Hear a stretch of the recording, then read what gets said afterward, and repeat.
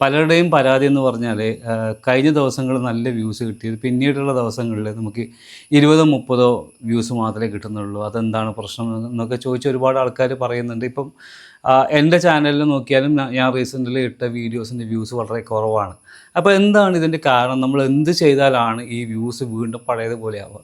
അതാണ് മെയിനായിട്ട് ഇന്ന് നമ്മൾ സംസാരിക്കുന്നത്. അതിൻ്റെ കൂടെ മറ്റ് കുറച്ച് കാര്യങ്ങൾ കൂടി പറയാനുണ്ട്. ആദ്യം തന്നെ ചാനൽ സബ് ചെയ്യാത്തവരുണ്ടെങ്കിൽ എത്രയും പെട്ടെന്ന് സബ് ചെയ്യുക. നോട്ടിഫിക്കേഷൻ്റെ ചിലർക്ക് വരുന്നില്ല എന്ന് പറഞ്ഞു, അപ്പോൾ നോട്ടിഫിക്കേഷനിൽ ഓൾ ബട്ടൺ കൊടുക്കുക. അപ്പം നോട്ടിഫിക്കേഷൻ നിങ്ങൾക്ക് എല്ലാവർക്കും കിട്ടുന്നതാണ്. ഇനി വ്യൂസ് കുറയാനുള്ള പ്രധാന കാരണം എന്ന് പറഞ്ഞാൽ ഇംപ്രഷൻസ് കുറയുന്നതാണ്. കുറേ റീസൺസ് ഉണ്ട്, ഓരോന്നായിട്ട് പറഞ്ഞില്ല. ഇംപ്രഷൻസ് എന്ന് പറഞ്ഞാൽ നമ്മളൊരു വീഡിയോ അപ്ലോഡ് ചെയ്ത് കഴിഞ്ഞാൽ ഈ വീഡിയോ എന്ത് ചെയ്യും, പല ആളുകളിലേക്ക് യൂട്യൂബ് എത്തിക്കും. ഈ എത്തിക്കുന്നതിനാണ് ഇംപ്രഷൻസ് എന്ന് പറയുക, എത്ര പേരിലേക്ക് അയച്ചു എന്നുള്ളത്. അപ്പം ഈ ഇംപ്രഷൻസിൻ്റെ എണ്ണം കുറയുമ്പോൾ ഇപ്പോൾ നമ്മളൊരു വീഡിയോ പോസ്റ്റ് ചെയ്ത ശേഷം ഇംപ്രഷൻസ് 1000 മാത്രമേ പോകുന്നുള്ളൂ, ഒരിക്കലും 500 മാത്രമേ പോകുന്നുള്ളൂ. അപ്പോൾ 500 പേരിലേക്ക് എത്തും. പക്ഷേ ഈ 500 പേരും വീഡിയോ കാണണമെന്നില്ല. സ്വാഭാവികമായിട്ടും ഇംപ്രഷൻസ് കുറയുമ്പോൾ വീഡിയോയുടെ ക്ലിക്കും കാര്യങ്ങളൊക്കെ കുറയും. അപ്പോൾ ഇംപ്രഷൻസ് കൂട്ടാൻ എന്ത് ചെയ്യണം? ഇംപ്രഷൻസ് കൂട്ടാൻ വേണ്ടിയിട്ട് നമുക്കങ്ങനെ പ്രത്യേകിച്ച് ഇന്നത് ചെയ്യണമെന്നൊന്നുമില്ല. എങ്കിലും എൻ്റെ ഒരു എക്സ്പീരിയൻസിൽ ചെയ്യാൻ പറ്റുന്ന കാര്യം എന്ന് പറഞ്ഞാൽ വീഡിയോ ഫ്രീക്വൻസി കൂട്ടുക എന്നുള്ളത്. അപ്പോൾ നമ്മൾ ഇടുന്ന ഇപ്പോൾ 2 ദിവസം കൂടി 3 ദിവസം കൂടിയിട്ടാണ് വീഡിയോ ഇടുന്നതെങ്കിൽ എന്ത് ചെയ്യുക, ഒരു 2 ദിവസം കൂടിയിട്ട് വീഡിയോ പോസ്റ്റ് ചെയ്യുക എന്നുള്ളതാണ് ഇംപ്രഷൻസ് കൂട്ടാൻ ഏറ്റവും നല്ല വഴി. ഇല്ലെങ്കിൽ 2 ദിവസം ഗ്യാപ്പ് എടുക്കുന്നവർ ഓരോ ദിവസം ഗ്യാപ്പ് എടുത്തിട്ടാലും പ്രശ്നമില്ല. ഒരു കുറച്ച് വീഡിയോസ് നിങ്ങളങ്ങനെ ചെയ്താൽ സ്വാഭാവികമായിട്ട് ഇംപ്രഷൻസിൽ നല്ല മാറ്റം വരുന്നത് കാണാം. ഞാൻ പലപ്പോഴും ചെയ്യുന്നുണ്ട്. ഇനിയിപ്പോൾ എൻ്റെ കേസ് പറയാം, എൻ്റെ വീഡിയോസ് എന്തുകൊണ്ടാണ് ഇടയ്ക്ക് വ്യൂസ് കുറഞ്ഞത് എന്ന് പറഞ്ഞാൽ ഇതുതന്നെയാണ് റീസൺ. ഞാനൊരു വീഡിയോ ഇട്ടിട്ട് പിന്നെ അടുത്ത വീഡിയോ ചിലപ്പോൾ 3-4 ദിവസം കഴിഞ്ഞിട്ടായിരിക്കും. കൺസിസ്റ്റൻ്റ് ആയിട്ടുള്ള ടൈമിങ് സമയം ഞാൻ നോക്കുന്നില്ല. കൺസിസ്റ്റൻസി ചില സമയത്ത് എൻ്റെ കയ്യിൽ നിന്ന് പോകും, ബിസി ആകുന്ന സമയത്ത് വീഡിയോ ഇടാൻ പറ്റുന്നില്ല. അതുകൊണ്ടാണ്. പക്ഷേ പൂർണ്ണമായിട്ടും അത് എൻ്റെ തെറ്റ് തന്നെയാണ്, ഞാൻ അത് ആക്സെപ്റ്റ് ചെയ്യും. അപ്പം നിങ്ങൾ എൻ്റെ വീഡിയോസിന് വ്യൂസ് കുറവ് ആണ് എന്ന് കരുതിയിട്ട് പിന്നെ നിങ്ങൾ തെറ്റിദ്ധരിക്കേണ്ട.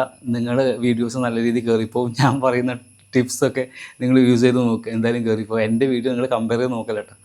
അപ്പോൾ അതെൻ്റെ കുറേ കുരുത്തക്കേടുകൾ കൊണ്ട് പറ്റുന്ന പ്രശ്നങ്ങളാണ്. ഇനി അടുത്തതിലേക്ക് പോകാം. ഇംപ്രഷൻസ് നിങ്ങൾ പോയി നോക്കുക. അതായത് ഇംപ്രഷൻസ് നോക്കേണ്ടത് പിന്നെ YT സ്റ്റുഡിയോയിൽ കയറുക. YT സ്റ്റുഡിയോയിൽ കയറി കഴിഞ്ഞാൽ നിങ്ങളുടെ ലാസ്റ്റ് വീഡിയോ എടുത്താൽ അവിടെ കറക്റ്റായിട്ട് കാണാൻ പറ്റും ഇംപ്രഷൻസ് എത്ര പോയി എന്നുള്ളത്. അപ്പോൾ ഇംപ്രഷൻസിൻ്റെ കാര്യം മനസ്സിലായി. ഇനി അടുത്തത്, ഇംപ്രഷൻസ് പോയിട്ട് എന്തുകൊണ്ട് വീഡിയോസിന് വ്യൂസ് വരുന്നില്ല? അതിൽ ഒരു സംശയമില്ലാത്തൊരു കാര്യമാണ് CTR എന്ന് പറയുന്നത്, ക്ലിക്ക് ത്രൂ റേറ്റ്. എത്ര പേര് അത് ക്ലിക്ക് ചെയ്തു എന്നുള്ളത്. ഈ എത്ര പേര് ക്ലിക്ക് ചെയ്തു എന്നുള്ളത് കൃത്യമായിട്ട് നോക്കണം.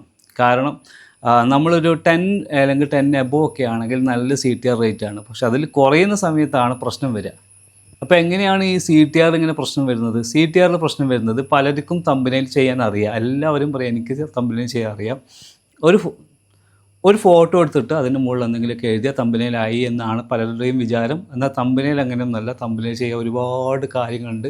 അതിപ്പോൾ എൻ്റെ തമ്പനെയിൽ ക്ലാസ്സുകളിലുള്ള ആളുകൾ ഈ വീഡിയോ കാണുന്നുണ്ട്. നിങ്ങൾ കമൻറ്റ് ചെയ്യുക, തമ്പനെയിൽ ഈസി ആണോ അല്ലെങ്കിൽ എത്രത്തോളം അതിൽ എഫോർട്ട് എടുക്കണം എന്നുള്ളത് നിങ്ങൾ കമൻറ്റ് ചെയ്യുക. പഠിച്ചുകൊണ്ടിരിക്കുന്ന ആൾക്കാർ, പുതുതായിട്ട് ആയിരിക്കും പഠിക്കാൻ താല്പര്യമുണ്ടെങ്കിൽ എനിക്ക് മെസ്സേജ് അയച്ചാൽ മതി.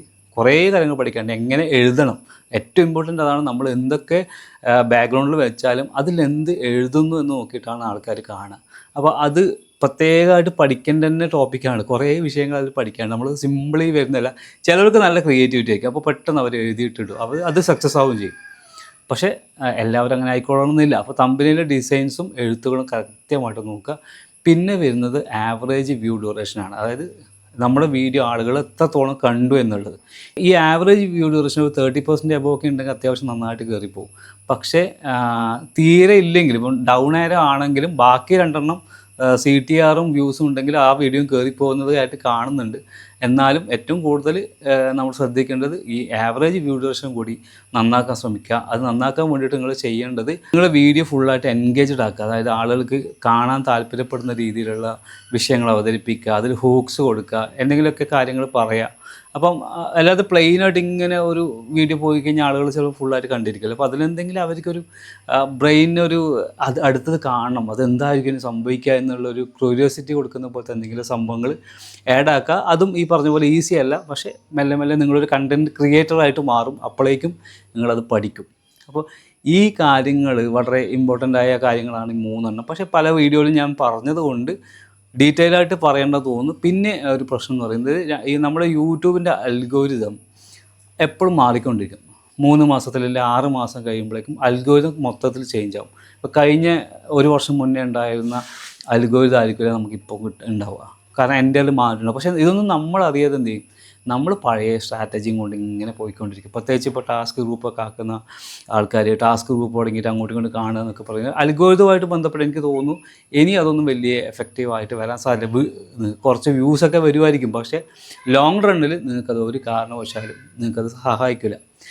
അതുപോലെ വേറൊരു കാര്യം പറയാനുള്ളത്, നമ്മൾ വയനാട്ടിൽ നിന്ന് കാശ്മീരിലേക്ക് ഓട്ടോയിൽ ഒരു ടീം പിന്നെ ട്രിപ്പ് പോകുന്നു യൂട്യൂബിന് വേണ്ടിയിട്ട്. അപ്പോൾ യൂട്യൂബ് വീഡിയോസും കാര്യങ്ങളൊക്കെ ചെയ്തിട്ട് പോകാനാണ്. അപ്പോൾ എന്നെ വിളിച്ചിട്ടുണ്ടായിരുന്നു. അപ്പോൾ മെൻറ്ററിങ്ങിനൊക്കെ ജോയിൻ ചെയ്തു. ഞാനാണ് മെൻറ്ററിങ് ചെയ്യുന്നത്, അതുകൊണ്ടാണ് പ്രത്യേകം പറഞ്ഞത്. അപ്പോൾ അവർ വീഡിയോ ഇപ്പോൾ സ്റ്റാർട്ട് ചെയ്തേ ഉള്ളൂ കേട്ടോ. ഇപ്പം കഴിഞ്ഞ ദിവസം സ്റ്റാർട്ട് ചെയ്തു, അത്യാവശ്യം വ്യൂസ് വന്നു. എനിക്കൊന്ന് 800ഓളം സബ്ബ് വന്നു പെട്ടെന്ന് തന്നെ. ഇപ്പം ഇന്നലെയുള്ള ഒരു വീഡിയോയിൽ ഒരു 900 1000ന് മുകളിൽ ഇപ്പം പിന്നെ വ്യൂസ് വന്നിട്ടുണ്ട്. അത് ഇപ്പോൾ ലത്തീഫിക്കയും സുഹൃത്തുക്കളാണ് പിന്നെ ഇങ്ങനെ പോയിട്ടുള്ളത്.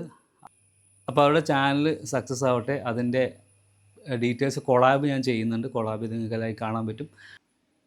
അതുപോലെ തന്നെ മറ്റൊരാൾ കൂടി ഇന്നലെ ചാനൽ സ്റ്റാർട്ട് ചെയ്തിട്ടുണ്ട്. ഇവരും എൻ്റെ മെൻറ്ററിങ്ങിലുള്ളതാണ്. കുറേ കാലമായിട്ട് മറ്റൊരു ചാനൽ റൺ ചെയ്തുകൊണ്ടിരിക്കുമ്പോൾ നമ്മൾ ചാനൽ ടോപ്പിക്ക് ചേഞ്ച് ചെയ്യുക എന്ന് പറഞ്ഞിട്ട് ടോപ്പിക്ക് ചേഞ്ച് ചെയ്ത് പിടിച്ചിട്ടുണ്ട്.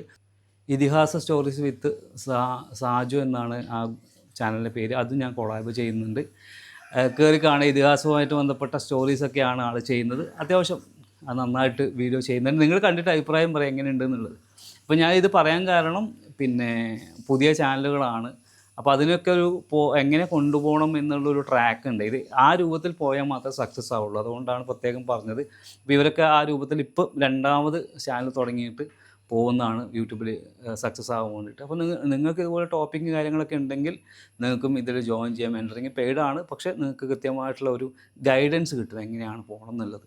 ഇനി അൽഗോരിതത്തിലേക്ക് തിരിച്ചു വരാം. അൽഗോരിതത്തിൻ്റെ കാര്യം പറയാമെന്നുണ്ടെങ്കിൽ പിന്നെ പ്രധാനപ്പെട്ട ഒരു മാറ്റം ഞാൻ കണ്ടത്, നമ്മൾ 2 കൊല്ലം മുന്നേയൊക്കെ ഒരു വീഡിയോ ഇട്ട് കഴിഞ്ഞാൽ ആ ഒരു വീഡിയോ നല്ലപോലെ വൈറലായി എന്ന് വിചാരിക്കാം. ഇപ്പോൾ ഒരു വീഡിയോ 1 ലക്ഷം വ്യൂസ് വന്നു. നെക്സ്റ്റ് ഇടുന്ന വ്യൂസ് ഷുവറായിട്ടും ഒരു 80,000 വരും. അതിന് ശേഷം ഇടുന്നത് ഷുവറായിട്ട് ഒരു 50,000 വരും.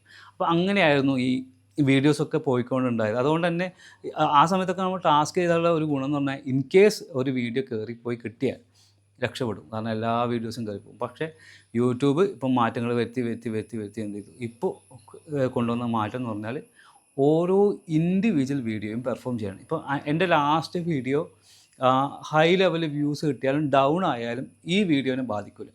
ഈ വീഡിയോ എങ്ങനെയാണോ ഞാൻ ചെയ്തത്, എങ്ങനെയാണോ അവതരിപ്പിച്ചത്, അത് ഈ വീഡിയോക്ക് മാത്രം. ഈ വീഡിയോ 1 ലക്ഷം ആയിട്ടുണ്ടെങ്കിൽ അടുത്ത വീഡിയോ 1 ലക്ഷം ആവണമെന്നില്ല. പക്ഷേ സബ്ബും കാര്യങ്ങളൊക്കെ കൂടുമായിരിക്കും. പിന്നെ ഫാൻ ബേസ് ആയിട്ട് ആൾക്കാർ, അതായത് ഇപ്പോൾ എൻ്റെ അവതരണം കണ്ട് ഇഷ്ടപ്പെട്ടു എന്ന് പറയുന്ന ആളുകളുണ്ടെങ്കിൽ അവർ കാണുമായിരിക്കും. അതിൻ്റെ അപ്പുറത്തേക്ക് നമുക്കൊരു ഗുണം ആ പ്രീവിയസ് വീഡിയോ ഹൈ ആയതുകൊണ്ട്, വ്യൂസ് ഹൈ ആയതുകൊണ്ട് കിട്ടില്ല എന്നാണ് ഞാൻ മനസ്സിലാക്കിയത്. ഞാൻ കുറേ വീഡിയോ അനലൈസ് ചെയ്തപ്പോൾ എനിക്ക് മനസ്സിലായ കാര്യം അതാണ്. അപ്പോൾ അതെല്ലാം ശ്രദ്ധിക്കുക. ഓരോ ഇൻഡിവിജ്വൽ വീഡിയോയും നമ്മൾ നന്നാക്കാൻ ശ്രമിക്കണം. അതിനുള്ള കുറേ കാര്യങ്ങൾ ചെയ്തിട്ട് വേണം അത് നന്നാക്കാൻ വേണ്ടിയിട്ട്. വ്യൂസ് കുറഞ്ഞവർക്ക് ചെയ്യാനുള്ള കുറച്ച് കാര്യങ്ങൾ പറഞ്ഞു. അതിൻ്റെ കൂടെ ഞാൻ പറയും, നിങ്ങളൊരു 5 10 വീഡിയോസ് എടുത്തു വെക്കുക. എടുത്തു വെച്ചിട്ട് അത് തുടർച്ചയായിട്ടുള്ള ദിവസങ്ങളിലോ അല്ലെങ്കിൽ ഒരു ദിവസം ഇടവിട്ടിട്ടോ നിങ്ങൾ ചെയ്ത് നോക്കുക. ഉറപ്പായിട്ടും അതിൽ മാറ്റങ്ങൾ വരും. ഷുവറായിട്ട് മാറ്റങ്ങൾ വരും. നിങ്ങൾ അതിലൊരു സംശയവും നിങ്ങൾക്ക് വേണ്ട, എന്തായാലും മാറ്റങ്ങൾ വരും. അതുപോലെ തമ്പനെയിൽസൊക്കെ നന്നാക്കി ഇടാൻ നോക്കുക. എന്നാലും അത്യാവശ്യം ചേഞ്ചസ് വരും. ഇപ്പോൾ പല ആൾക്കാർ, നമ്മുടെ ഗ്രൂപ്പിലുള്ള ആൾക്കാർ 500 വ്യൂസ് വീഡിയോക്ക് 1000 ആയി, അതുപോലെ 12,000 ആയി, 30,000 ആയി, 50,000 ആയി.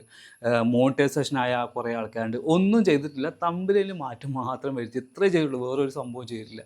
അതുതന്നെ അവർ, ഞാൻ വെറുതെ പറയുന്നതല്ല, അവരൊക്കെ ഇപ്പോൾ വീഡിയോ കാണുന്നുണ്ടെങ്കിൽ എന്തായാലും അവരുടെ എക്സ്പീരിയൻസ് കമൻറ്റ് ചെയ്യുക. ഞാൻ വെറുതെ തള്ളിയതാണ് എന്ന് വിചാരിക്കണ്ടല്ലോ.